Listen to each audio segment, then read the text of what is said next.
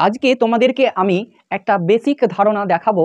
তো কি ধারণা সেটি তোমরা প্রায় কিন্তু ভুল করো, আর 100% কিন্তু ম্যাক্সিমামই জন ভুল করে। এবার তোমাদেরকে কি দেখাবো সেটা চলো দেখানো যাক।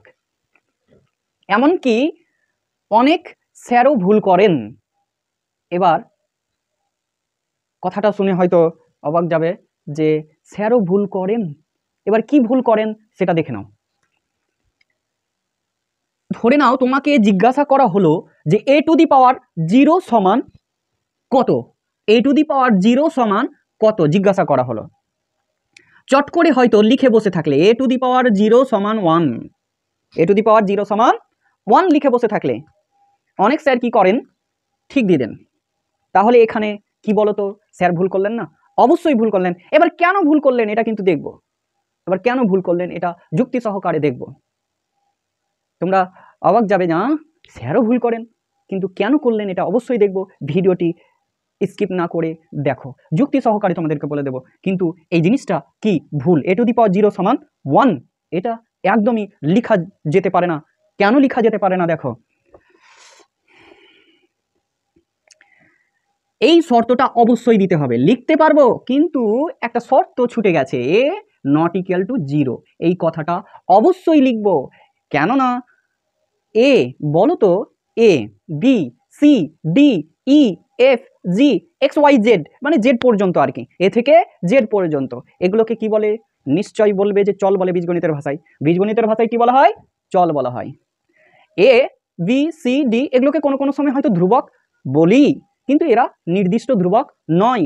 এক্স ওয়াই জেড সর্বদাই চল, কিন্তু এ বি সি ডি এগুলো সর্বদাই চল না হলেও নির্দিষ্ট ধ্রুবক কিন্তু ওরা নয়। কেননা এর মান যে কোনো হতে পারে, এর মান কি হতে পারে? যে কোনো হতে পারে। তো এর মান যে কোনো বলতে 0, 1, 2, 3, 4, 5, 6, -1, -2, -3 বিভিন্ন রকম, হাফ, 3/2, 5/4 যে কোনো হতে পারে। তো যাই হোক, এর মান কিন্তু যে কোনো, তার মধ্যে শূন্যটাও যদি হয়ে যায়, 0 টু দি পাওয়ার 0 সমান 1, এটা কখনোই লেখা যাবে না। এবার কেন লেখা যাবে না, a টু দি পাওয়ার 0 সমান 1 কি করে এলো, সেখান থেকে কিন্তু আমি এটা বলে দিতে পারবো যে কেন হবে না।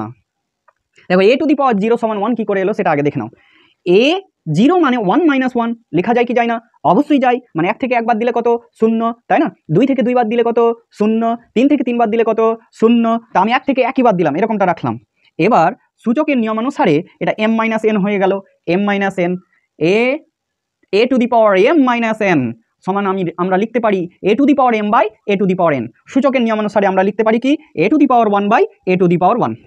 এবার এটা কি করতে পারি, একে এটা আবার কখন এরকমটা করতে পারি, এ নট ইকুয়াল টু 0, তখন কন আসবে, মানে এর মান যদি 0 হয়ে যায়। এবার দেখো যদি আমি এর মান 0 লিখি, মানে এটা ধরে নাও এরকমটা, তো এবার এ বাই এ, এখানে যদি এর মান 0 লিখি তাহলে 0/0 চলে আসবে, তাই না? 0/0 আর 0 দিয়ে ভাগ, 0 দিয়ে ভাগ, সেক্ষেত্রে কি পাবো? অর্থহীন বা অসংজ্ঞাত এই ভাগফলটা হবে।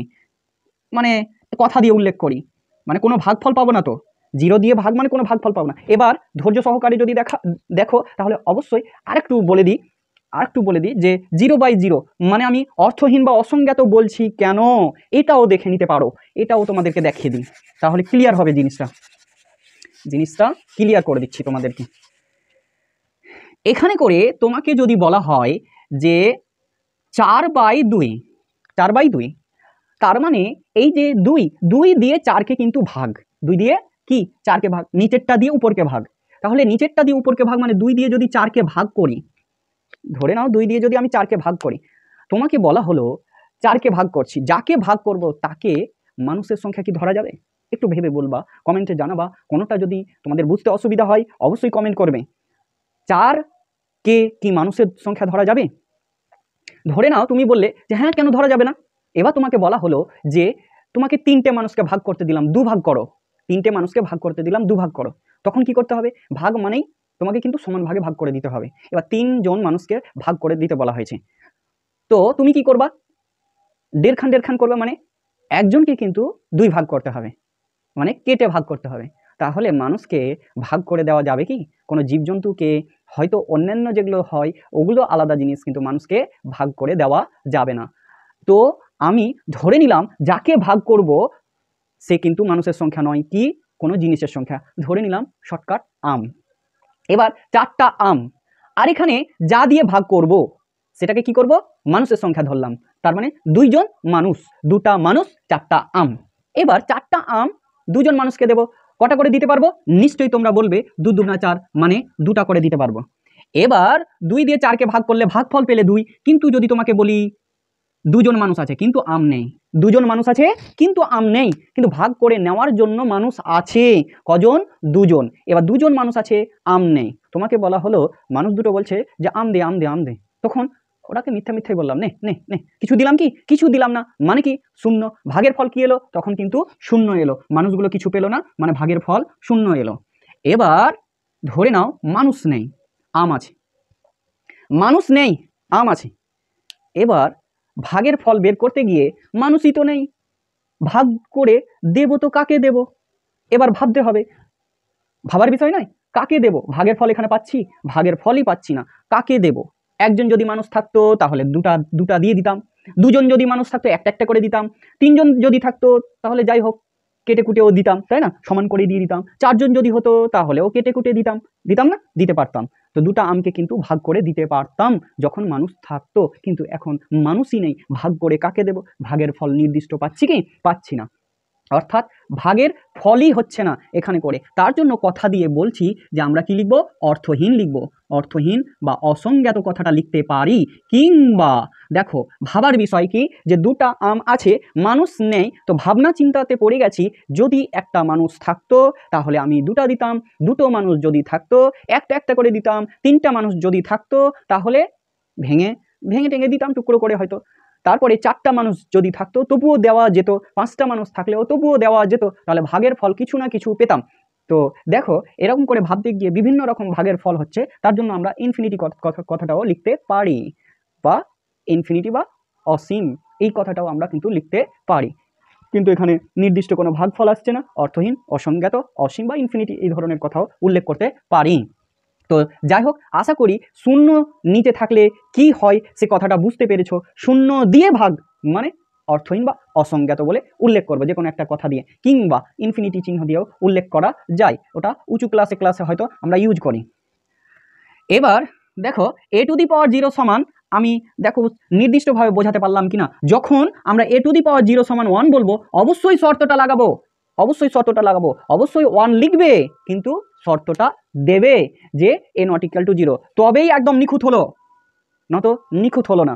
মানে a⁴ সমান 1 আমি কেটে দিতেও পারি, তোমার এখানে ক্ষমতা নেই যে আমাকে 1 দিয়েছি তার জন্য নাম্বার স্যার দিতেই হবে, এটা কিন্তু তোমার বলার ক্ষমতা নেই। আমি যদি রাইট দিয়ে দিই তাহলে কোনো ব্যাপার নাই, কিন্তু যদি কেটে দিই তবুও তোমার ক্ষমতা নেই যে আমি তো ঠিকই করেছি, না, কেননা তুমি যদি এই শর্তটা না দাও তাহলে ঠিক বলে গণ্য হবে না। এবার শর্তটা যদি দিয়ে দাও, কারোর ক্ষমতা নেই যে তোমার ওই নাম্বারটা কেটে দেয়, মানে ওই প্রশ্নের উত্তর কেটে দেয়। এবার যখন তোমার a⁴, আমি তো এটাও লিখতে পারি a⁴ সমান অর্থহীন, এই কথাটাও লিখতে পারি। তুমি যদি এই কথাটা লিখো তবুও ঠিক, কিন্তু তোমাকে শর্ত দিতে হবে যখন a সমান 0, মানে কোশ্চিন হতেই পারে যে a⁴ সমান কত, শর্ত দেওয়া নেই কোশ্চিনে, ধরে নাও শর্ত দেওয়া নেই, তাহলে তুমি এটাও লিখতে পারো আবার অনও লিখতে পারো। শর্ত না দেওয়া থাকলে তুমি অনও লিখতে পারো আবার অর্থহীনও লিখতে পারো। এবার শর্ত সাপেক্ষে তুমি কিন্তু অ্যান্সার করতে পারবে। a⁴ সমান অর্থহীন লিখলে যখন a সমান 0, a সমান 0 দেখালাম তো, a সমান 0 মানে কি হবে, মানে এর জায়গায় যদি 0 লাগাই তাহলে 0⁴ হয়ে গেল, a⁴ মানে 1 হবে, কখন হবে, যখন a⁻0, a⁻0 মানে এর মান 0 হবে না, বাকি যে কোনো সংখ্যার পাওয়ার যদি 0 হয় তবেই কিন্তু অন হয়ে যাবে। এর মান যদি 1 হয়, 1-এর পাওয়ার যদি 0 হয় তবুও 1, 2-এর পাওয়ার যদি 0 হয় তবুও 1, 3-এর পাওয়ার যদি 0 হয় তবুও 1, -1-এর পাওয়ার যদি 0 হয় তবুও 1, -2-এর পাওয়ার যদি 0 হয় তবুও 1, -3-এর পাওয়ার যদি 0 হয় তবুও 1। এবার নির্দিষ্ট সংখ্যা যদি বসিয়ে দেয় যে এটার মান কত, সরাসরি 1 লিখে দিতে হবে, লিখে দেবা, কোনো ব্যাপার নাই। এবার যদি চল দেয় তবে শর্তটা দিতে হবে, তার জন্য বললাম ভুল, যদি সরাসরি লিখে দাও, শর্ত যদি না দাও তবে ভুল হবে। তো যাই হোক, ভিডিওটি ভালো লেগে থাকলে অবশ্যই লাইক করো, কমেন্ট করো, বেশি বেশি শেয়ার করে দাও।